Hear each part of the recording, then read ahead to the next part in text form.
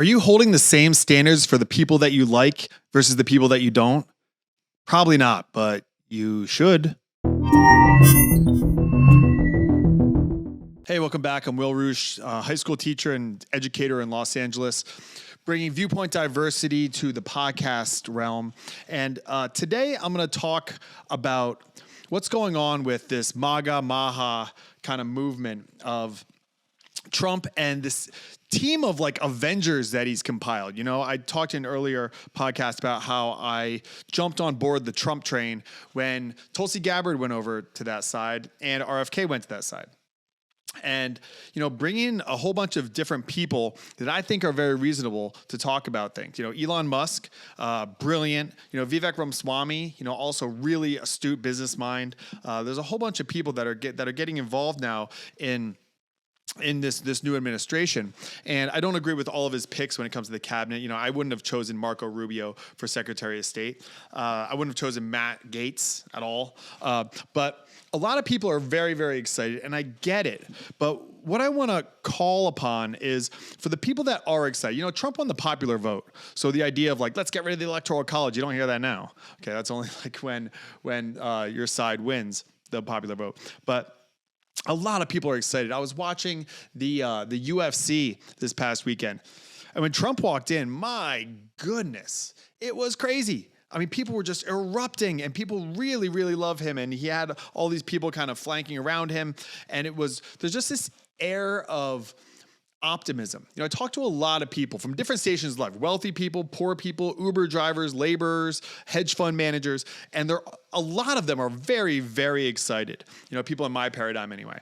And when you are excited about something, when you see someone as good, I think that creates blind spots. So this is a viewpoint diversity podcast. And what I'm always trying to do is challenge your thinking. You know, like, if you are happy that Donald Trump came in office, you're going to have blind spots because you want him to do well. So you're going to kind of give him the benefit of the doubt over and over and over again. I posted a picture of RFK Jr., Donald Trump, Elon Musk, and RFK Jr. and on a private jet eating McDonald's. And when RFK is kind of the front of this MAHA, Make America Healthy Again movement, I thought that them eating McDonald's was not a good look. And it was very polarized in the comments and people saying different things like, oh, it was just a joke, lighten up. Those are the people who are Trump supporters. Like, it's not that big of a deal. But the people that were, you know, against Trump were saying, this just proves that he doesn't mean what he says. Or it proves that RFK is going to bend the knee because what we know about Donald Trump is if he doesn't like you, he will fire you. He goes through people really, really quick. That was literally his tagline was, you're fired. Okay, so that's like him being the boss, you're fired. And if RFK was like, I'm not taking a picture with this McDonald's, no way. I'm trying to spearhead this movement, then maybe he'd be out before he even got in. And that's a very real possibility. So what I want to challenge is for all of the Trump supporters out there, the people that are really excited, and to a degree, I guess that would include myself, is what are you going to do to make sure that Trump lives up to the things that he says he's going to do? Okay. I think there's a couple of things that we need to discuss on this. I think that seeking disconfirmation is really important. I think that if you follow news sources that tell you that Donald Trump is great, then they're not going to tell you when he's not doing great. It's very important to get diverse perspectives of the news, okay? And you could say, well, that's all fake news. And to some degree it is. You know, there's a really dangerous precedent that has happened over the last 8 years where news stories are coming out that did not have evidence behind it. It could be like the Trump peed on a bed. It could be the Russia collusion stuff. It could be a whole bunch of things that people said Donald Trump did, turned out not to be true. And this is just like the boy who cried wolf. You know, that classic story where the boy's like, wolf, wolf, and everyone gets scared and runs, and he's like, ah, ha, ha, ha. And then he does it again, wolf, wolf, and they all get scared, ha, ha, ha. And then a real wolf comes. And he says, wolf, wolf, and like, we're not going to believe that. And the wolf kills him. Or, you know, raids the town. So I think what happened in the news media is they've called out Donald Trump for false things so much that when a real thing happens, we might not see it. You know, like Reese, just in the past year, Trump was found liable for sexual assault. He was convicted on 34 counts, 34 felony counts of falsifying records and things, hush money to pay off Stormy Daniels. But when you talk to Trump supporters, they go, oh, well, that's all fake. It's all just like drummed up, corrupt lawsuits and charges, because he's had like fake lawsuits and charges before. So when the media breaks its trust, just like once or twice, how many times does your best friend have to lie to your face before you stop trusting your best friend? And that's your best friend, let alone, major news outlets like the New York Times or CNN. They do it once or twice and they're out. But what happens then when something real occurs and they report on Trump? That's really dangerous. So to all of my like MAGA friends out there, for all of my Trump supporters, we want to make sure that Trump is living up to what he says he's going to do. And he unfortunately has a track record of not doing that. If you dive into the history of him with his casinos, it was the Trump Castle, the Trump Taj Mahal. He left a lot of work unpaid, like a lot of laborers, like construction guys, like the laborers, like the same laborers who probably would vote for him, the working class, is he didn't pay them, a lot of them. And that's just like gone under the radar now, but he has a history of not living up to his word. Okay, this is from someone who voted for him. Just recognize that he has a history of that. When he was running in 2016, he was talking about like, I'm going to bring in term limits for Congress, and I'm going to do all of these things that the real populist moves that people would be supportive of. And then when he didn't do it, they were just like, well, he couldn't do it for whatever reason, maybe because he brought in the swamp or something along those lines. But I think that's really, really dangerous. I think that we have to hold him to account. You want Donald Trump to do a great job. To all my MAGA supporters out there, you want him to do a great job. And that requires you to be on him. Like you want to encourage the same way that, what's his name? Peter Doocy, grills Biden's press secretary, Pierre, about all kinds of stuff. And she's like, oh my gosh, he's just grilling me. That's actually good. We're supposed to grill the president. That's the problem. When Obama was in office, everyone in the media was just like, oh man, I hope I get to hang out with him or shake his hand. Like, that's not good. Matt Taibbi breaks that down in Hate Inc., like how all these journalists were just excited. They had like googly eyes over Obama. That's not good. We want to hold these leaders to account. And we want the same thing from Donald Trump. We want the same thing in an honest way. We don't want people crying wolf. We want people to actually, hold him up to what's going on and hold him to account. And that goes for the conservative media as well as the liberal media. You're going to have to consume the news from the left and the right, in this upcoming administration. And it's really important that you do that. And then when you find something from a left-wing source that says that Donald Trump's doing terrible, then you kind of cross-reference that with more conservative news to find where the overlap is. Okay, but it's crucial that you don't just stick to your echo chamber, because they will purposely not report on things that makes their team, quote unquote, team look bad.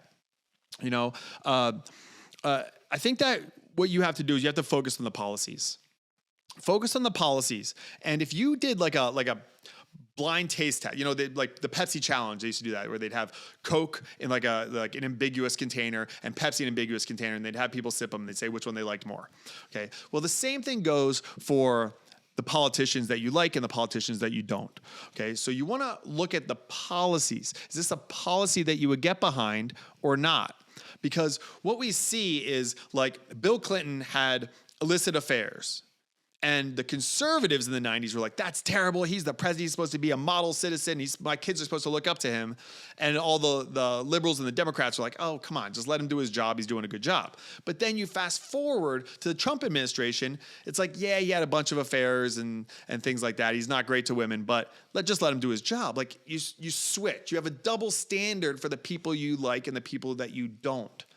And if you don't consciously fight against that, then he's going to get away with things that you don't want him to get away with, because after all, he is human. He has a track record of doing some sleazy things, which we know, okay? It makes him like on par with politicians, but he does sleazy things. He does perhaps corrupt things, and we want to make sure that our politicians are not corrupt. You know, we want to support independent journalists. You know, Matt Taibbi, Glenn Greenwald, these people who try their best to just report on the truth and not specifically on one team or another. You know, the Daily Wire, Ben Shapiro is very open. He's like, we are a conservative outlet, so you're going to get conservative news, okay? But look for the ones that aren't, the ones that call out the left and call out the right, and that's a good place to get your information from. But beyond just Donald Trump, you know, having Elon Musk in there, I want to talk about that for a second, because Elon Musk gave like $100 million to the Trump campaign, giving out $1 million a day. And he's directly involved now in the Department of Government Efficiency. And a lot of people are excited. They're like, oh yes, Elon Musk is doing this. But take a step back. Again, the Pepsi challenge, take a step back. He's the richest man in the world by a lot. I think Larry Ellison is like second. He has like $50 billion less. So Elon Musk is the richest man in the world. Why do you trust the richest man in the world? You know, it's really interesting because during COVID, people were getting the vaccine and they were like, don't get it because Bill Gates is going to put a microchip in you. And people were like, oh yeah, that'd be terrible. But then there's a line out the door to have Neuralink, a microchip implanted in your brain by Elon Musk. People just hold him to a different standard. And I think that might be because of transparency, because he's more open, maybe he's more relatable. You know, a lot of billionaires, they're very reclusive. They don't do long form interviews. Elon Musk has done, you know, I don't know, probably 100 hours of interviews now at this point, you know, just long 3 hours at a time, these clips, you know, on Lex Fridman or Joe Rogan or wherever. And so maybe people trust him more, but he still is the richest man in the world. He still is a businessman. And to think that he's not doing this for some sort of business gain would probably be naive. He's not just doing this out of the goodness of his heart. He's doing this or to save America. I think he's doing this for personal gain too. Of course, you know, he is a businessman. He has a lot of employees that he needs to take care of, you know. But you wouldn't trust typically any other richest man in the world to have this much power over government, but also in the private sector. I mean, he's got all these satellites up there. You know, he's going to be controlling the internet with Neuralink. With Starlink. You know, at some point we could have no more like dark spots of Wi-Fi because everyone will have Starlink. That'd be amazing. But if he has control of it, then he can shut it down. You know, I tell my students all the time, there's more power in the person that's writing the paycheck than giving the paycheck. Or writing the paycheck than receiving the paycheck. Because if you're receiving the paycheck, you're receiving money, you can always not receive the money.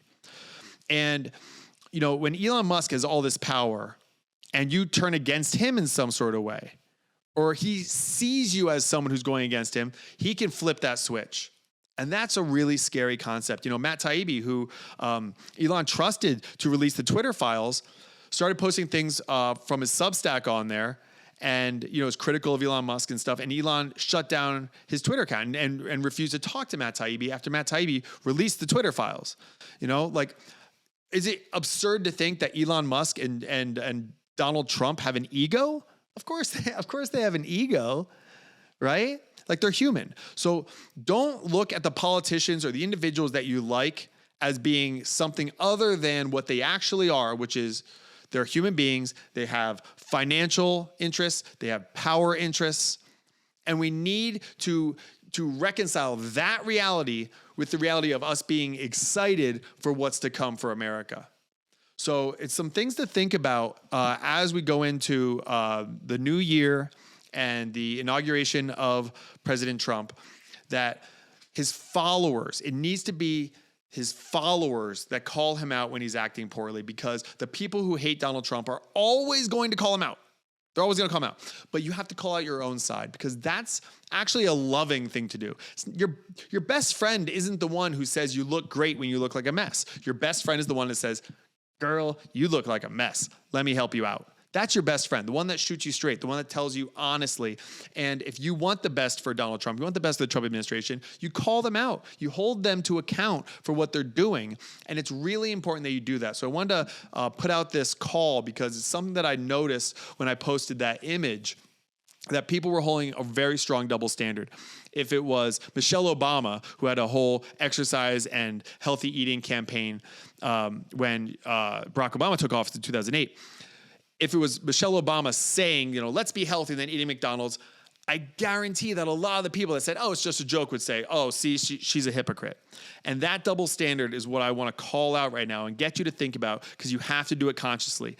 Naturally, you're going to want to be a part of the tribe. You're going to be a part of the group. And that is the way our brain is wired, to be inclusive.